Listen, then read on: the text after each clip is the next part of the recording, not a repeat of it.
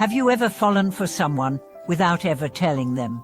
Have you ever cherished a person in silence, only to feel both the sweetness and the sorrow of a love that never took flight? Welcome back to the channel. Today, we are diving deep into one of the most tender and complex experiences of the human heart, unrequited love. It's the kind of love that blooms in quiet corners, that thrives in imagination, that lives without expectation. But why does it carry such weight? What can it cause tears at night, and yet also feel like the purest form of affection? Let's explore the emotional landscape of unspoken love, and uncover the quiet wisdom it holds. Unrequited love is not a failure. It's not weakness, it's an experience that many carry silently for years, and its depth can surprise even the strongest among us. From poets and painters to monks and mystics, history is filled with souls who loved without ever being loved back in the way they hoped. Let's begin by acknowledging the dual nature of this emotion. On one side, it can feel like torment. You notice everything about the other person, the way they smile, the words they choose, their presence in a crowded room, and yet they remain unaware of the weight of your gaze, the tremble in your voice when you speak to them. Your heart races when they're near, then sinks when they walk away. But here's the paradox: within that longing is also something beautiful, because in unrequited love, there's no transaction, no demand, no condition. You love simply because your heart wants to, and in a world driven by results and reciprocation, this kind of love is radical. Why do we hold on to unrequited feelings?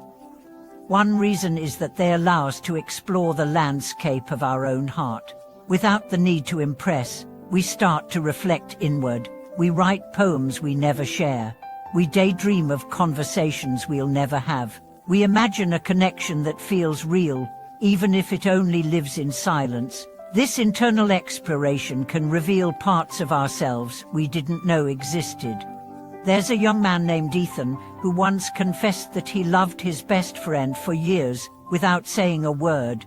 Every birthday gift, every late-night talk, every inside joke was soaked with quiet affection. When his friend finally fell in love with someone else, Ethan grieved not just the relationship that never happened, but the identity he had built around the hope. And yet, in that grief, he began to grow. He took up writing, journaling his emotions. He traveled, met new people, and eventually found a love that didn't need to hide. But he never looked back on those years with regret. That love, he said, taught me how deep I could feel. And it taught me how to let go. This is the subtle gift of unrequited love. It strips away illusions. It teaches us to sit with longing without rushing to resolve it. It invites us into patience, compassion, and the kind of maturity that knows when to hold on and when to release. But let's also be honest, it can be painful. Sometimes that pain comes from the stories we tell ourselves. If only I were more attractive, smarter, funnier. But these thoughts are not truth. They are shadows cast by insecurity.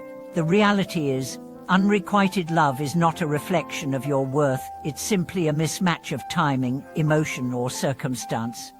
And often, the other person isn't rejecting you. They may never even know what you feel. Or perhaps they love you, but not in the way you wish. That doesn't make your love any less real. It just makes it unreturned.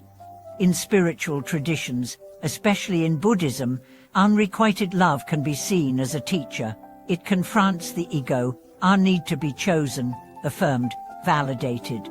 And in doing so, it opens a door to deeper love, the kind that doesn't depend on outcome.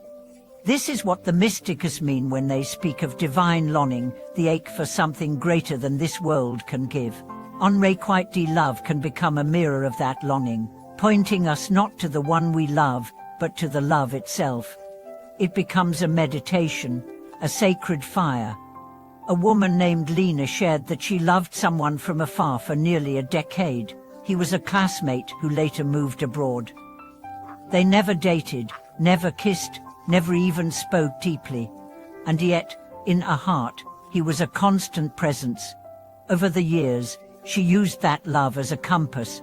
When I felt lost, she said, I would think of how gently I loved him, and it reminded me of who I wanted to be, not for him, but for the world.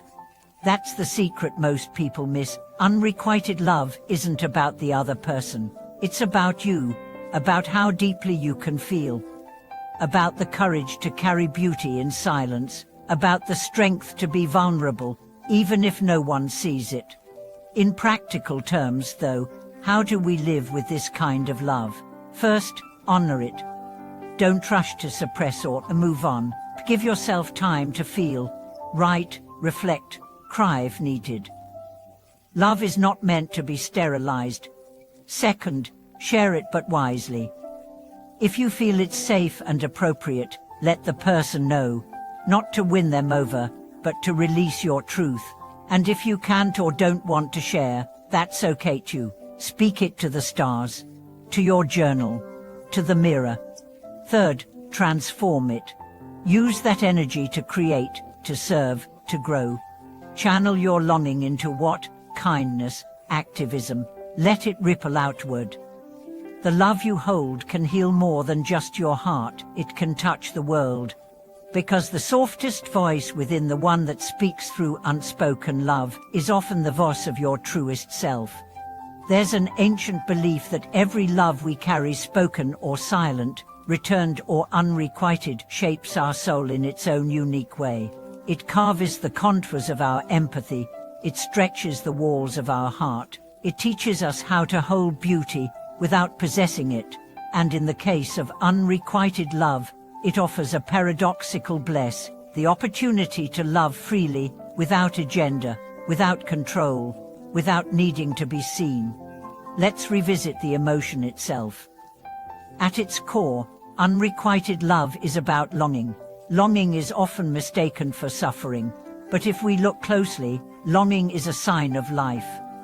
It tells us that our heart is still capable of reaching beyond itself, of desiring connection, of feeling moved by another being's existence. It is the seed of creativity, the spark behind so many works of art, songs, novels, and acts of devotion throughout human history. Think about the poems written by Rumi, not to a tangible lover, but to the beloved within. Or the symphonies composed by musicians who poured their ache into notes and melody. Unrequited love, when held with grace, becomes not a void but a vessel, a channel for beauty to move through. There's a man named Though who once said, "The best love of my life never knew she was the love of my life. He spoke of her with such tenderness, not bitterness, not regret. In her presence, he learned patience. Through her absence, he learned independence. Because of her, he learned how to love without losing himself." And that's a crucial lesson. Often, we confuse love with attachment. We believe that loving someone means we must be with them, that they must choose us, that love is only validated through reciprocation. But real love, mature, unconditional love, asks nothing in return. It doesn't grasp, it simply is. Yet this doesn't mean we deny our desires. You can still long to be held, to be known, to be cherished. But even in that longing, you can find peace. How? By turning the love you feel outward, not toward a fantasy, but toward your own life. Start by asking, what does this love awaken in me?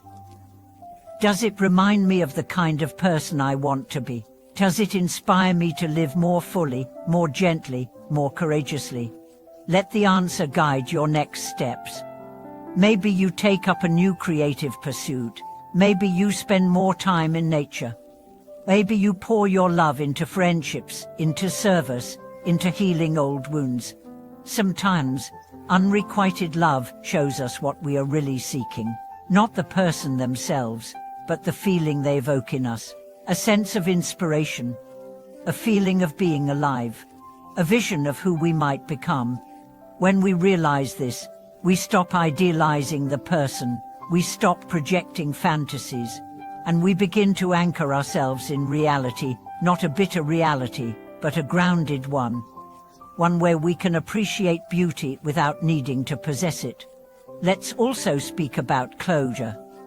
Many people never get closure in unrequited love. There's no breakup, no explanation, no resolution, just a slow fading or a sharp silence. That can be one of the hardest parts, but closure is not something others give us, it's something we choose. It's the moment we decide to bless the love for what it was and release it from what it will never be. You can create your own ritual of closure. Write a letter you never send, light a candle, speak the words you never said, then breathe. Let it go, not because it wasn't real, but because it deserves to rest. And as it rests, space opens. Space for new connections, for deeper friendships, for a love that sees you fully, reciprocates freely, and grows with you. But even if that new love never comes in the way you expect, know this, the love you gave wasn't wasted. It nurtured your soul. It softened your rough edges. It reminded you of your capacity to feel deeply. In some traditions, they say the heart must break open to become a vessel for compassion. Unrequited love, painful as it may be, is one of the ways the universe stretches our hearts. And in that stretching, we become more human, more whole, more alive.